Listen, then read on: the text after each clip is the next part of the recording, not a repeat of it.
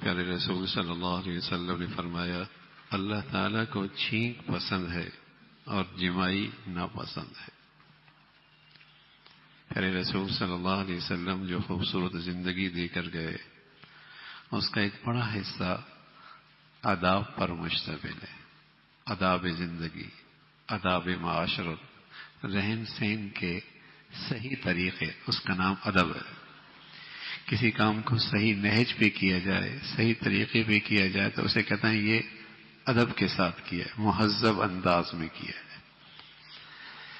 تو رسول کریم صلی اللہ علیہ وسلم کی تعلیمات کا ایک بڑا حصے کا تعلق آداب سے ہے کہ معاشرتی زندگی میں طریقہ ایسا اختیار کرو کہ اچھا لگے، اس کا نام ادب ہے، صحیح طریقے سے کرنے کا نام ادب ہے۔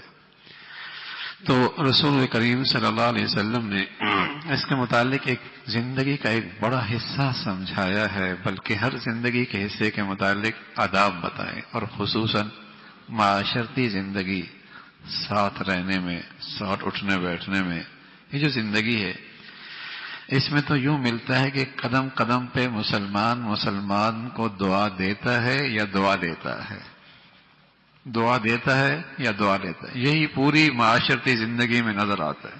ملاقات ہوتی ہے، کہتے ہیں السلام علیکم، دعا دے رہا ہے، وعلیکم السلام ورحمۃ اللہ وبرکاتہ۔ اسی طریقے سے اگر کسی نے کچھ مدد کر دی، راستہ دکھا دیا، رہنمائی کر دی تو کہتا ہے جزاکم اللہ، جزاکم اللہ، جزاکم اللہ، بدلہ دے دیا، بدلہ دے دیا۔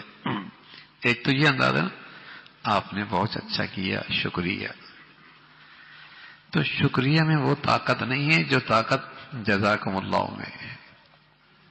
کسی نے آپ کے ساتھ اچھائی کی اور آپ اس سے کوئی اس درجے کی اچھائی نہیں کر سکتے، کچھ آپ کے پاس ہے نہیں، اور آپ نے بدلے میں کہہ دیا جزاک اللہ، تو آپ نے دینے والے سے زیادہ بڑی چیز اسے دے دی، اور آپ نے اس سے کہا اللہ آپ کو اس کا بہترین بدلہ عطا فرما دے۔ اتنی بڑی دعا دے دی آپ نے، جزاک اللہ، اللہ آپ کو اس کا بہترین بدلہ دے دے۔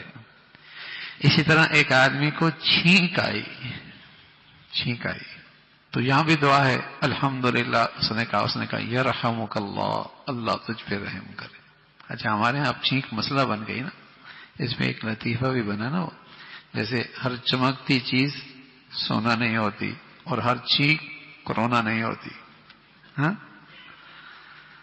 حالانکہ یہ چھینک ایک نعمت ہے، ایک نعمت ہے۔ دماغ میں نشاط آتا ہے، دماغ میں اس میں جتنے زائد بخارات ہوتے ہیں یہ نکلتے ہیں، یہ اللہ کی طرف سے ایک نعمت ہے۔ اس لیے حکم کیا ہے، ادب کیا ہے، جب یہ آئے کہو الحمدللہ، اور کوئی اس کی آواز سنے تو کہے یرحمک اللہ، اللہ تجھ پہ رحم کرے۔ پھر چھینک والا کہے یہدیکم اللہ یصلح بالکم، اللہ تیری رہنمائی فرمائے اور تیرے احوال کو اللہ رب العزت سنوار دے۔ یہ کتنا خوبصورت انداز۔ ہاں ایک مرتبہ نہیں، دو مرتبہ نہیں، 3 مرتبہ چھینک آ گئی تو اللہ کے نبی نے فرمایا اب نہیں، یہ نزلے کی وجہ سے، زکام کی وجہ سے، کسی تکلیف کی وجہ سے۔ لیکن عام معمول میں چھینک آ جائے تو یہ نعمت ہے، اور کہنے جس کو آئے وہ کہے الحمدللہ۔ ہاں ادب بتایا، جب چھینک آئے نا حد الامکان اس کی آواز پست کرو، اور اگر ہاتھ میں رومال ہے منہ پہ رکھ لو، ہاتھ میں رومال نہیں ہے تو ہاتھ رکھ لو۔ یہ اللہ کے نبی نے آداب بتائے، یعنی ایک ادب تو یہ بتایا کہ آئے تو الحمدللہ کہے، جو اسے سنے الحمدللہ۔ اچھا جو شخص الحمدللہ نہ کہے تو سامنے والے کے لیے اس کے لیے دعا بھی نہیں ہے، دعا بھی اسی شخص کے لیے ہے جو الحمدللہ کہہ رہا ہے۔ اللہ کے نبی صلی اللہ علیہ وسلم کے سامنے 2 آدمی کو چھینک ہوئی، آپ کو ایک کو آپ نے کہا یہدیکم اللہ، دوسرے کو جواب نہیں دیا، کہ یا رسول اللہ آپ نے اس کو دعا دی ہے، اسے دعا نہیں دی۔ فرمایا اس نے تو الحمدللہ کہا ہے، اس نے تو الحمدللہ نہیں کہا۔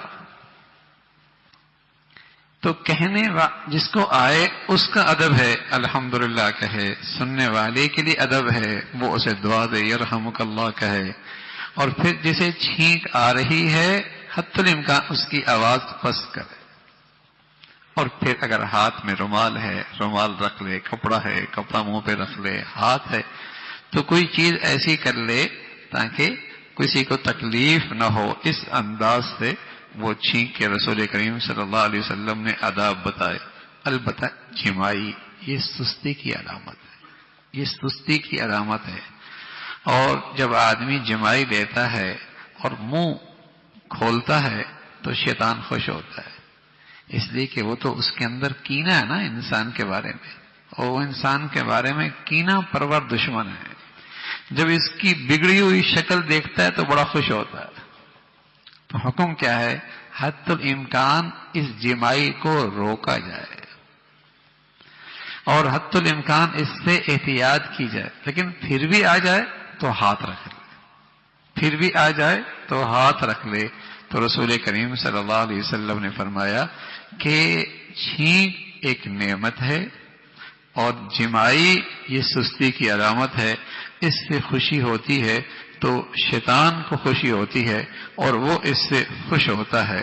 تو رسول کریم صلی اللہ علیہ وسلم نے یہ آداب بتائے۔